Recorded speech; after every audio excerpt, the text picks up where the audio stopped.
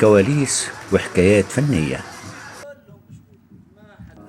تكلمنا باستفاضة عن الكرومة في المشاهد السابقة، وتحدثنا بشكل متخصص عن استخداماتها، ونستعرض معا تجهيزات تصوير مشاهد السفينة ومشاهد الركاب داخلها، وكذلك طاقم السفينة من البحارة والنخذة.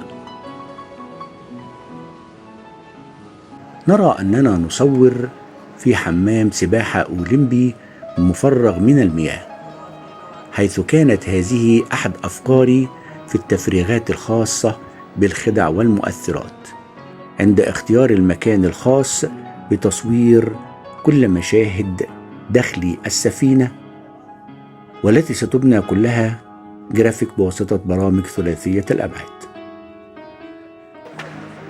ففكرة اختيار هذا الموقع للتصوير حتى يكون متسعا ونستطيع استخدام معدات التصوير مثل الشريو والكرين وفرش الإضاءة ونصب الكرومة تكون بأريحية كبيرة، حتى يتم الإنجاز في التصوير والانتهاء منها في وقت قياسي، لما تتطلبه من تعامل خاص، حيث كلها تعتمد على التخيل والتحرك أمام الكاميرا بشكل دقيق، حيث أن الممثلين يتعاملون مع الخيال ويتخيلون البحر والأعاصير والأمطار ومشاهد غرق السفينة، إلى جانب الأداء المعبر عن كل مشاهد السفينة وهي تسير في البحر أو هي على مشارف الغرق.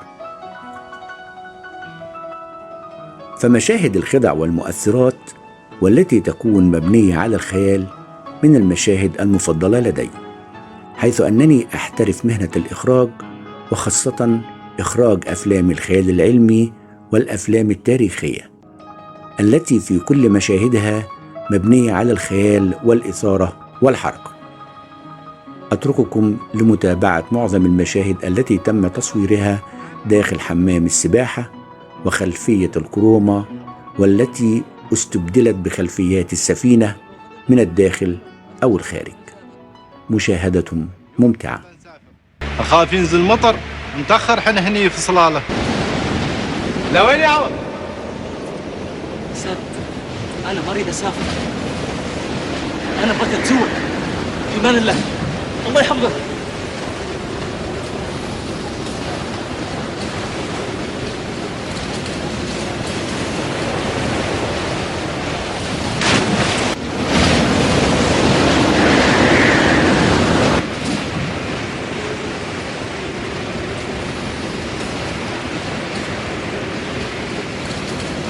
سالم، واخيرا تحققت امنيتي يا خال.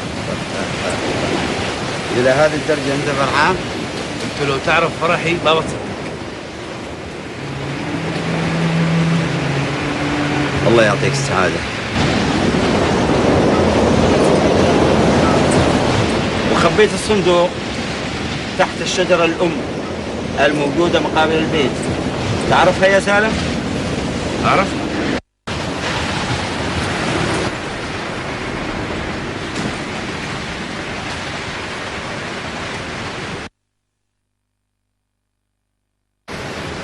من قريب من صلالة؟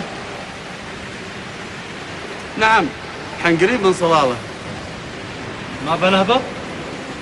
لا ظنتي ما بنهبط، ونواصل ما دام عندنا المول يكفينا يومين، وترى اللي معي في سوري تريونا. اللي تشوفه. تعرف تسبح؟ وين أصبح؟ حلفت بحصاه في بحر انسلب. أنا بروح أشوف خالد. الله يسهل عليك.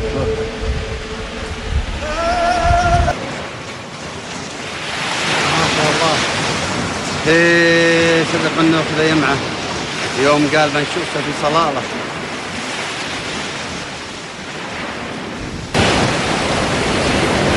أشوف الرياح بدأت تشتد إنه صدق.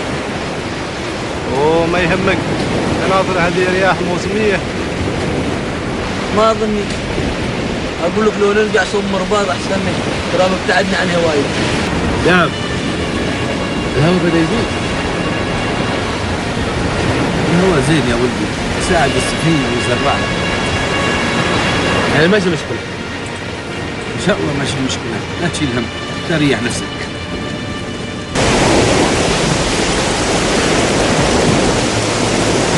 اطمر خلاص نضرب بيبل، هذا باب المول ما نقدر نطلق به.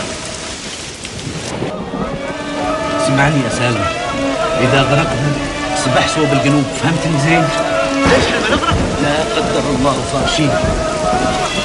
وانت وين بتروح؟ ما لك شغل فينا، أنا عندي أهاني، زوجتي سهيل وولدها، يا أنت معاهم يا أموت معاهم، فهمت زين؟ يا منصور